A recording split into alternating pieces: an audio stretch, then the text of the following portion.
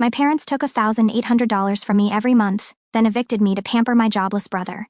But the pain they caused ignited a twist no one saw coming. I'm 29, living a pretty stable life, working hard in a job that has me out of town half the month. Despite my hectic schedule, I've been living with my parents and helping them out financially, paying $1,800 a month for rent and groceries, which is a hefty chunk of my income. Now, I don't mind helping my folks, that's what family does, right? But the way they've handled recent events has really shown their true colors. Let's start with how things usually go down in our family.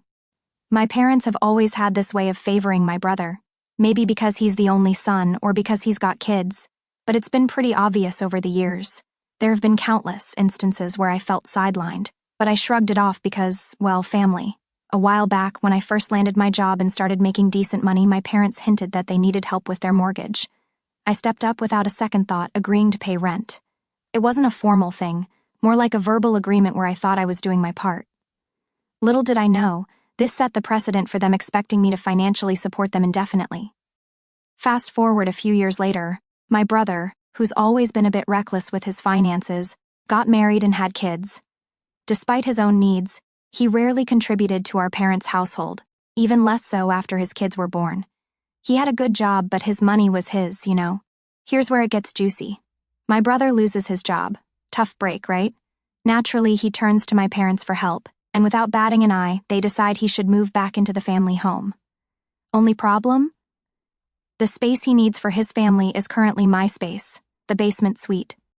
I remember coming home one evening and my parents sat me down for a talk. Here's how that went down. Mom, honey, you know your brother's situation. He's got the kids and things are tight since he lost his job. Dad, we think it's best if he moves back here for a while, just until he's back on his feet. Me? Okay. I mean, that makes sense. Family helps family.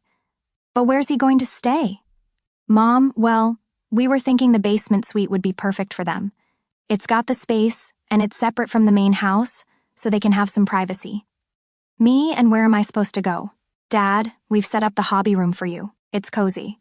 Me, you mean the tiny room filled with Mom's sewing and craft stuff? Mom, it's only temporary.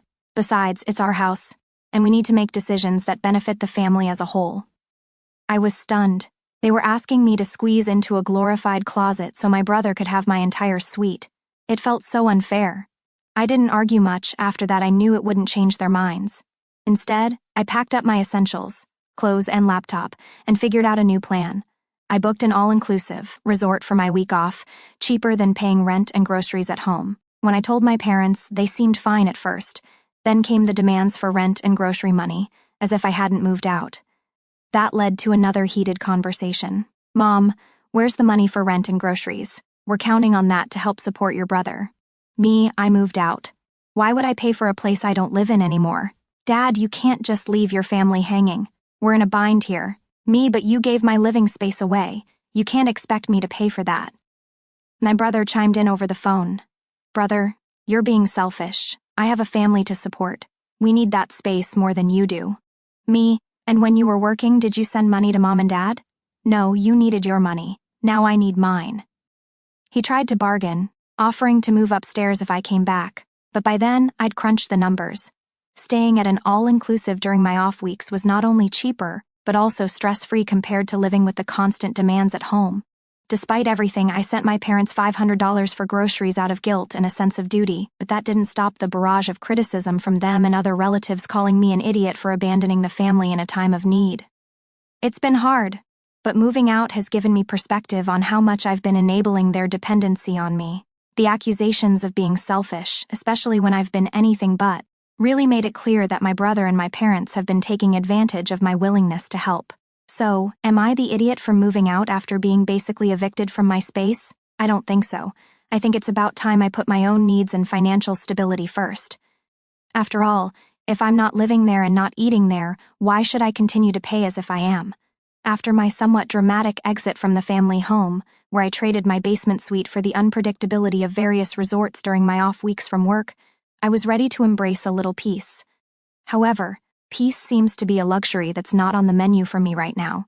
It all started with a phone call from my dad. I was half expecting it to be an olive branch, maybe a little acknowledgement that they'd pushed too hard or an admission that they missed having me around. But nope, it wasn't anything close to that. Instead, it was more like a summons back to the family fold, but this time with added financial responsibilities. Dad was on the other end, sounding more stressed than usual. "Dad, listen, we need to discuss your brother's situation further. It's worse than we thought." "Me? Dad? I'm already sending money for groceries. I'm helping from a distance as best I can." "Dad, that's not going to cut it anymore. He's in a real bind, and now there are school fees for the kids that need covering." That caught me off guard. I mean, school fees? Since when did my responsibility extend to covering my nephew's education expenses? Me? Why am I expected to contribute to that? Shouldn't that be on him and what he can manage? Dad threw in another guilt-inducing comment, suggesting that if I didn't step up, the kids might have to leave their school due to financial constraints. It felt like emotional blackmail, but that wasn't all. My mom got on the line too, and she had news of her own. Apparently, she'd been talking to various relatives, stirring up a storm of concern about my so-called abandonment of family duties. Now there was a family meeting on the horizon, a virtual one, where I was expected to be grilled over my financial contributions, or lack thereof. "Mom, we're all meeting to talk about this. You need to be there. It's important." Like I needed another meeting in my life where I would be painted as the villain for choosing financial independence over endless support. The call ended with them making it clear they were unhappy with my decisions, and I was left fuming yet conflicted. Do I continue to pull away and focus on my own financial health, or do I give in to their demands to keep the peace? In the midst of all this, my brother, who hadn't directly spoken to me since he moved into my old space, decided it was a good time to reach out, not to mend fences, but to join in on the pressure. "Brother, think about the kids. You don't want to be the one they blame for having to switch schools. Don't be selfish." His words hit a nerve, not because they made me feel guilty, but because of the sheer audacity. This was the same guy who'd managed his finances so poorly that he was now relying on our parents, and, by extension, me, to bail him out. His hypocrisy was glaring. I didn't reply to his message. Instead, I spent the next few days mulling over everything. The more I thought about it, the more I realized how unfair the entire situation was. I was being asked to sacrifice my financial well-being to support not only my parents, but now an extended family network that seemed to have endless expectations. The family meeting loomed large, and when the day came, I logged in with a heavy heart but a clear head. The array of faces on my screen was like a panel of judges ready to decree my fate. The conversation went as expected. "Aunt, we're all worried about you distancing yourself from your responsibilities. Uncle, family should come first above all. You need to think about what's more important here." The accusations and guilt trips were thrown around liberally, and I found myself defending my choices more vigorously than I ever had. I laid out my financial plans, the need to secure my future, and the unfairness of being the sole financial buffer for everyone else's shortcomings. It was draining, emotionally and mentally, to have to justify my life choices to a group of people who seemed only interested in what I could give, not in my well-being. By the end of the meeting, I was exhausted, but something in me had shifted. The clarity that came from speaking my truth was liberating. I realized that while family is important, the toxicity of this dynamic was not something I had to accept passively. I decided then and there to set boundaries.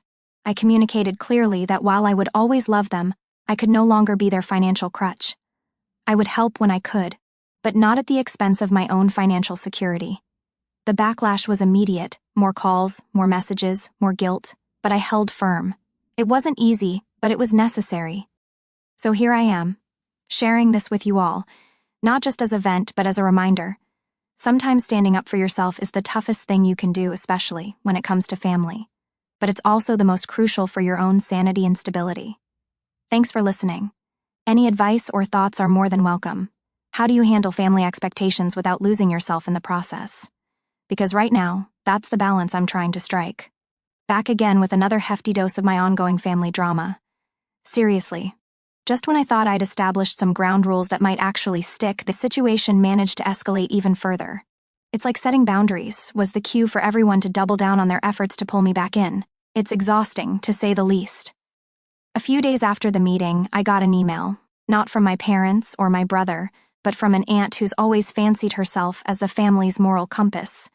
The email was a doozy, longer than your average rant, packed with accusations and guilt tripping. An email from Aunt. We need to address a serious issue concerning your recent decisions. It has become apparent that you are withdrawing from your family responsibilities. This behavior is not only disappointing but deeply troubling to all of us who care about the family's well-being. Your parents have done so much for you, and now, when they need your support, you are choosing to prioritize your financial independence over their needs and those of your brother's family. This is a crucial time for your brother, and he needs all the support we can give him. We expect you to reconsider your stance and start contributing more significantly to his mortgage and the children's extracurricular activities. Remember, family is everything. We must support each other, especially during hard times. Reading that email felt like I was being lectured by someone who had no idea, or didn't care, about the pressures I was already under. The level of entitlement was staggering, but that wasn't the end of it. Just when I thought it couldn't get more invasive, my mom decided to take things up a notch by calling my employer. Yes, you read that correctly. She actually called my place of work. Fortunately, she didn't get through to my boss directly, but the message she left with his secretary was enough to raise a lot of eyebrows. Pen Mom's message to my boss. Hello, this is Mom's name. My name's Mother. I'm calling to discuss some urgent family matters that might affect her performance at work. We're going through a tough time, and it's crucial she supports us more. It would be helpful if you could encourage her to take her responsibilities seriously. Thank you. When I heard about this, I was beyond mortified. The idea that she would drag my professional life into this mess was something I hadn't even considered as a possibility. Driven by frustration and more than a little anger, I called her to confront her about the inappropriate call. Me, Mom, why would you call my work? That's completely inappropriate and out of line. Mom, I'm just trying to do what's best for our family. You're not listening, and maybe you'll listen to them. Me, my work has nothing to do with our family issues. You need to respect my professional boundaries. Mom, we're your family. We come first, and you need to prioritize us over everything else. The call ended with no resolution, just more tension and frustration. It seemed like every attempt I made to establish some reasonable boundaries was met with more extreme tactics from their side. And as if that wasn't enough, my brother has now begun a campaign of his own. He's been sending me texts and emails, not directly asking for money, but sharing links to expensive items for his kids, like it's some sort of hint. Right thou, brother's text, hey, check this out. Would be great for the kids, summer camp. They'd love it. Link to a pricey summer camp. Saw this and thought of nephew's name. He's been wanting this for ages, linked to a high-end gadget. It's like a constant drip feed of guilt and manipulation trying to wear me down. In the midst of this, another relative decided to throw their hat in the ring.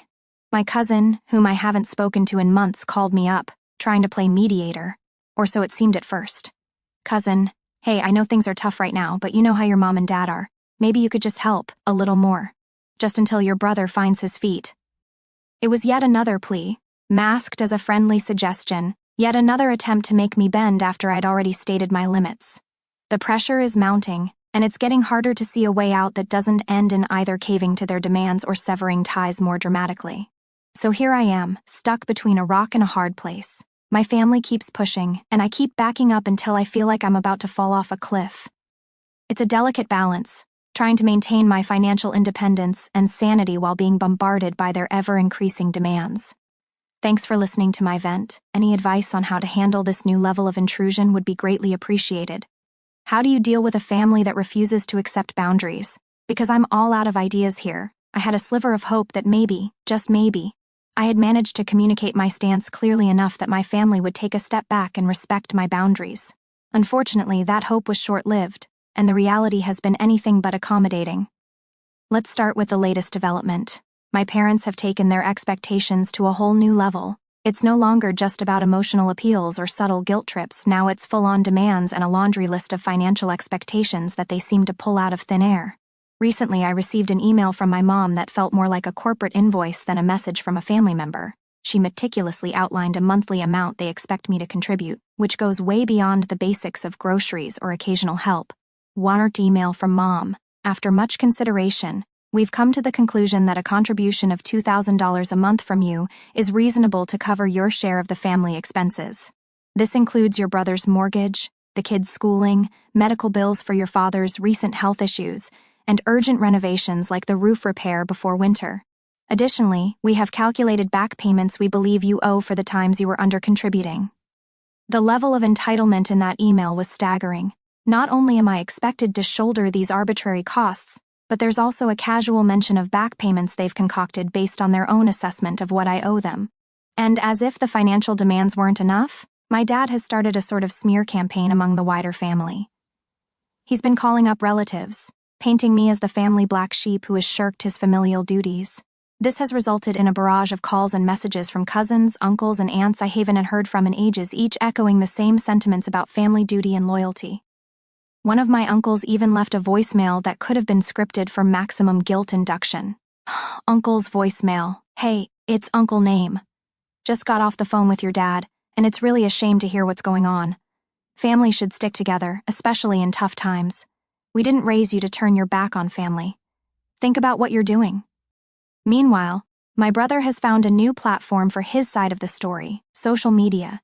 He's been posting about his financial struggles in a way that's designed to tug at the heartstrings of anyone who doesn't know the full story.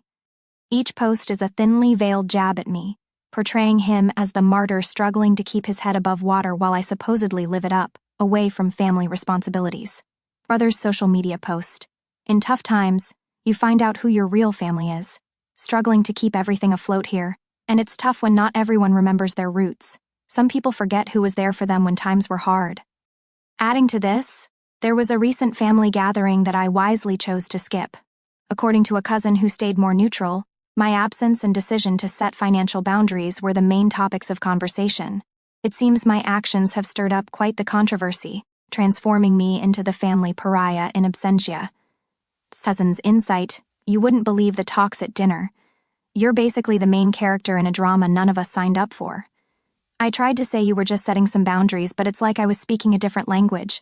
They're convinced you're just being selfish. With each passing day, the pressure mounts, becoming more relentless. It feels like every attempt I make to pull back is met with an even stronger push to drag me back in. They're wrapping up their financial demands in the guise of family obligation and loyalty. It's a tug of war where the stakes are my financial stability and mental peace. Every conversation feels like a battlefield, every phone call a strategy session on their part to wear me down and guilt me into compliance. So here I am, wondering how much is too much. At what point does one draw the line definitively and say enough is enough? How do you sever ties that are bound by blood, but strained by unrelenting demands and manipulation? This update is more than just a vent. It's a call for advice, for shared experiences, for any wisdom on how to navigate this minefield of familial obligation and personal sanity. How do you handle a family that not only refuses to accept boundaries, but actively seeks to cross them at every turn? Thanks for sticking with me through this ongoing saga. Your insights and support mean the world to me as I try to find my footing in this rocky familial landscape. How do you maintain your independence when your family sees it as a betrayal? That's the million-dollar question I'm grappling with right now. Here I am, back with another update that feels more like the latest installment in an ongoing drama series where the storylines just get thicker and the family antics more intense. Each time I think maybe this chapter will close, a new, even more demanding one begins. Strap in, this one's a doozy. Since the last time I shared, the situation hasn't just escalated, it's transformed into an almost daily struggle with a barrage of tactics that seem pulled straight from a playbook designed to break my resolve. Let's start with the latest strategy: unannounced visits. My parents have now taken to showing up at my doorstep without warning. The first time it happened, I was genuinely taken aback. There I was, thinking maybe they'd come to their senses and we could have a calm discussion, perhaps mend some fences. But no, they had other plans. They came armed, not just with physical folders of bills and documents, but with a prepared list of demands and accusations, all designed to guilt me into opening my wallet and abandoning my hard-earned boundaries. Dad's words: look at all these expenses. Your brother's struggling, we're struggling, and here you are, living like none of that matters. We raised you better than this. It's time for you to stop thinking only about yourself and start contributing like you owe it to this family. The audacity of that confrontation left me more than just a little shaken. It was a wake-up call to how far they were willing to go. I managed to stay calm but firmly told them they needed to leave if all they wanted to talk about was money. But that wasn't the end of it. My parents, not ones to give up easily, began a new campaign, this time involving my friends and acquaintances. They started reaching out under the pretense of being concerned about me. subtly implying to anyone they could reach that my recent distancing from family duties was due to some kind of personal crisis or breakdown. One of my close friends shared their encounter with me. She was from friend's account. "Hey, just so you know, I got a call from your mom. She was talking about how you've been avoiding family responsibilities and hinted that maybe you were struggling with something deeper. She asked if I'd noticed any worrying changes in you." This maneuver was not just manipulative, it was invasive and embarrassing. To think that my own family would go so far as to paint me as unstable just to rope me back into the fold was something I hadn't anticipated. And then there's my brother, who, until recently, had been somewhat quieter compared to my parents. He changed tactics, opting for a more direct and aggressive approach. He began sending me messages that were harsher and more guilt-inducing than before, blaming me outright for the hardships he was facing. "Soundsen, brother's latest message: everyone's struggling and you're out there living it up. How do you think that makes us feel? The kids keep asking about you. They don't understand why their aunt has just cut them off. You're ruining everything with your selfishness." Each message from him was like a strike designed to hit emotional nerves and guilt me into submission. It's clear now that they're all in on this together, each playing their part in a coordinated effort to wear me down. So here I am, caught in an almost daily battle to maintain some semblance of independence and sanity. The pressure is relentless. Every unreturned call feels like a victory, and every answered one a setback. My personal life, my professional life, it's all starting to feel like it's under siege. Amidst this chaos, I've had to start setting even firmer boundaries, not just with my family but within my own life to protect my mental health. I've begun screening calls more rigorously, limiting my availability and, in some cases, having very frank conversations with friends and colleagues to preempt any misinformation coming from my family. This constant defense mode is exhausting. It's like being on high alert all the time, and it's not how I want to live, but the alternative, giving in to their demands, would cost me not just financially but emotionally and ethically. I'm sharing this story not just as a vent, but as a plea for advice and solidarity. For those of you who've navigated similar treacherous family dynamics, how did you manage? How do you maintain boundaries without severing ties completely? Or is cutting ties the only way to regain peace? Thanks for sticking with me through this saga. Your insights, advice, and shared experiences are invaluable as I navigate this incredibly tricky path. How do you keep standing your ground when every day feels like a new battle? Because right now, that's the challenge I'm facing. After much thought and an overwhelming tide of events, I've made the difficult choice to cut ties with my family and move to another state for a fresh start. Here's how things unfolded, and what it's been like navigating this massive change. Since my last post, the pressure from my family didn't just continue.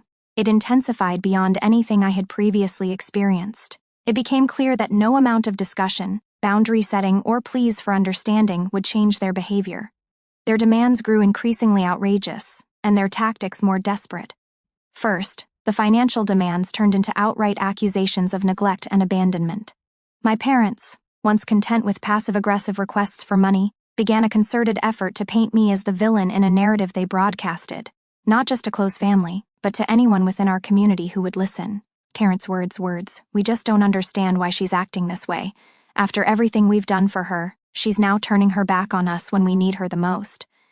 It's heartbreaking to see her change like this, to refuse to help her own family.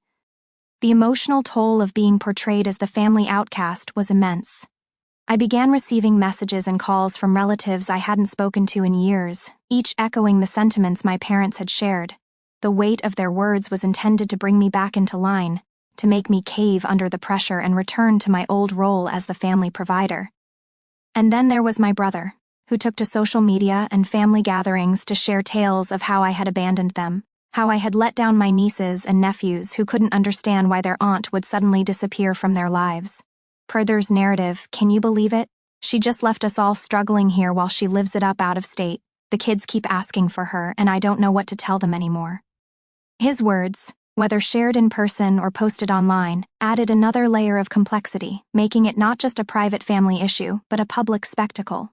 Amidst this storm, my parents began showing up at my workplace, pleading with my colleagues and causing scenes that not only embarrassed me but also jeopardized my professional reputation. Each visit was more dramatic than the last, filled with tears and tales of woe intended to paint me as the heartless daughter who'd gone astray. "Parents, please, you have to understand. We wouldn't do this if it weren't absolutely necessary. We just want our daughter back the way she used to be, helping her family." Facing this level of public and private pressure, I realized that the boundaries I was trying to set were not just being ignored, they were being actively challenged in every way possible. It became painfully clear that the only way to preserve my mental health and regain control over my life was to make a radical change. So, I decided to move. I packed up my life, accepted a job offer in another state, and left behind the world I knew. This decision wasn't made lightly. It came with a heavy heart and a lot of soul-searching. I knew that moving away and cutting ties would alter my relationship with my family forever. The move itself was both liberating and incredibly challenging. Starting over in a new place meant not just setting up a new home, but also building a new support network from scratch.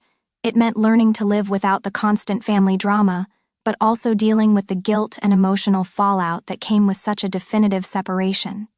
Since relocating, my days have been a mix of relief and reflection. There's a peace that comes with no longer being on high alert for the next family crisis.